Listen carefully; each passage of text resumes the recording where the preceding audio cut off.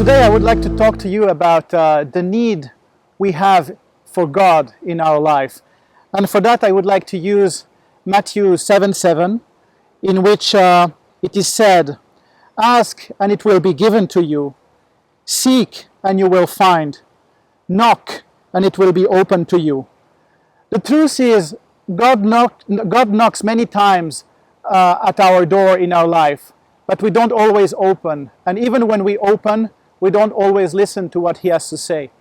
So I would like to tell you a bit about my life story and how I grew up without God, and how God was knocking at my door many times in my life, and how eventually He found me. So as I said, I grew up without knowing God, without maintaining or nurturing a relationship with Him. When I was 14 at school, one of our teachers had a very great idea. He took us on a mini pilgrimage to the mountain to spend a weekend. It was on a voluntary basis, like the kids who wanted to go, they could sign up for that. And we went to the mountain in Switzerland, and we spent the weekend at the monastery with the monks, and we were at the service there and we shared with them. And I was very touched by this experience. I felt that something is moving inside. There was something behind this that I could not grasp. I could not put a name on that, but I knew there was something very powerful. So it touched me very deeply for the duration of 2 days. But then when I went back to my normal life, I forgot about it. And it didn't have a further influence. And the other great thing that this teacher did, actually, he gave each of us, each of the participants, he gave that Bible here. That's a Bible in French. So as I said, I'm from Switzerland, so it's a French-speaking Bible here. He gave us that Bible, and I always kept it, even if I was not believing in God, I was not following that, I always kept that Bible in my bookshelf. Then I started to study at university. And when I was probably around 18 or 19, I remember seeing these Christian guys at the university who were just trying to talk to people. And I didn't know who were these guys. I just saw they were wearing a cross. And again, it reminded me of the time I had spent at that monastery with my teacher when I was 14. And I felt something is moving there. And somehow I want to be connected with these guys. But at the same time, I'm too shy to start talking about God, because anyway, I don't think it's really true and it has any real influence in my life. So I saw them, I felt there is something, but I didn't approach them. The other interesting thing is that I was studying law at university, and when I was preparing for my final exams, I needed to be every day in the library to study. And the only library which was open every day of the week was the theology library. So I ended up spending my Saturdays and Sundays in the library with the guys who were studying to become priests, actually. Because the university where I was studying is the University of Fribourg in Switzerland. That's the Catholic University of Switzerland. So you get all the people who study to become priests are there. So that's where I studied law, basically. So I finished my studies, and then when I was 20, I had a girlfriend in Germany. I met this girl on vacation, and then I went to Germany many times to visit her. And soon I realized that she has actually... She had a project with me, actually. And at first I didn't really understand what she wanted to do, but I soon realized that she was a Christian. And actually, her project was she wanted to convert me. And she told me, "Look, you should read the Bible." And she gave me a book, and she said, "We should study the Bible together." And of course, I love the girl. So I said, "Hey, I'm going to do that, because I want to be with her, I want to please her. I'm not doing this because of God. I'm doing this because I want to please the girl." And so I started to study a bit that book with her, but I didn't really believe it, so I was not convinced about that. And at some point, very soon actually, she started to take some distance from me, because she realized that I was not into that, and she was a true believer.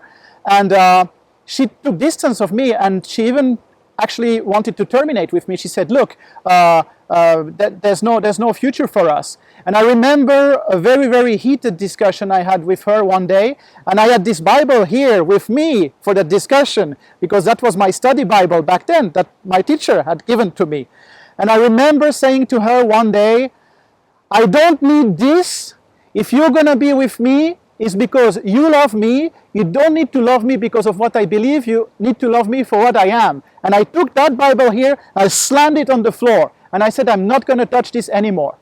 And I left, and that was over with that relationship, and I was very depressed, and very angry about what happened. I said, how could that girl just not love me for what I am? She needed me to believe in God for that. So I could not understand that first. So I rejected God one more time, and He was really knocking at my door big time. Then what happened? Well, I said I finished my studies, so I started to build up my own life. I ended up meeting another girl, eventually got married with her. I found a good job. I work as an international lawyer in a multinational company. So I started to build up my career. I had my friends, I had my social network. Everything was doing fine in my life. I got my money, everything is good.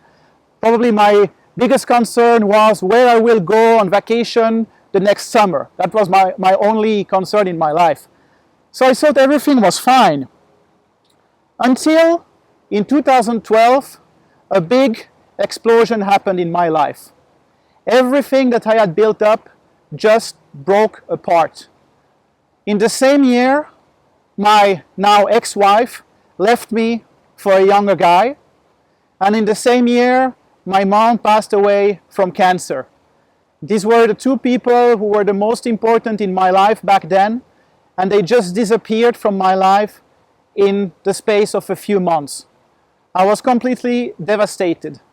I didn't know where to go in my life. I was totally lost.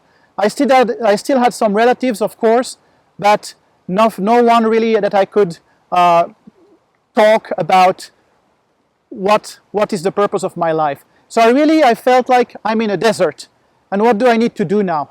And I started to seek, and I started to look for answers. And I was really asking if there is God, because I had these contacts with the pilgrimage and this girl that I had met. I knew there was something out there powerful that had touched me in the past. And I was really asking, is there something out there? Why am I on this earth? Why am I alive? What am I doing here? And what I did as my next step is I called a pastor near where I was living in Switzerland in a local church. And I called him and I said, look, my name is Sebastian, and I want to find out about God, and I want to know if this is true, and let's meet up because I want to talk to you. And he was very clear in what he told me. He said, look, that's what we believe. He explained to me the story of Jesus. We went through Romans in the Bible together. We read it together. And he said, look, first you need to start to live a righteous life. Right now you're living a sinful life. You need to change a few things. And just come on Sunday, just come to a church service and see if you like it. And that's what I did. And I went there. And first of all, I was very surprised, people praying. I found it a bit crazy. But something made me stay. There was something there that people were talking to me. I said, oh, I'm just divorcing. Oh, my mom passed away from cancer. And people told me, oh, really? I also faced a divorce some years ago. Oh, and I also faced cancer some years ago. And that's how God intervened in the situation and helped me to go through the situation, fix the situation, and show me the next step. And that was fascinating for me because it showed me people have experienced the same thing like I'm experiencing, and they might have solutions, and we started to pray for that. And God eventually showed the way. And I started to change my life. I started my life from scratch. I got baptized in 2013, and interestingly for my baptism, I was in the US before my baptism to prepare for the baptism, because I was on a business trip in New York State, and I went upstate New York to spend 1 week in a monastery. You see here, there's the monastery again. And I spent there 1 week to prepare for my baptism. And back then I didn't know that I would one day work in New York and shoot this video today for the crew ministry. I didn't know that. And today this is happening. So you see, God is working in mysterious ways. You don't know. He will take you through a lot of detours to accomplish the plan He has for your life. So what I want to tell you is that if you have a meeting with God, this meeting is actually going to happen. Whether you want it or not, He's gonna be after you. He's gonna knock at your door as many times as he needs to do, and until you answer and until you open that door, he's gonna seek you. But you also need to seek him. So that's what Matthew 7:7 tells us. You have to seek, and then you will actually find. So this is how I'm here today doing this video. And after I became a Christian, I started to work in different ministries. I'm in the worship band in my church. I was there in Switzerland, in New York, New Jersey now as well. I play music in church. I'm part of the Gideon's ministry. We distribute Bibles in different places. I've done mission abroad, and today I'm doing this video. So I just want to say to all of you, just listen to God and open your heart to him. He's looking for you. He's seeking you. Please also seek him, because he has a great plan for your life, and he's going to do it.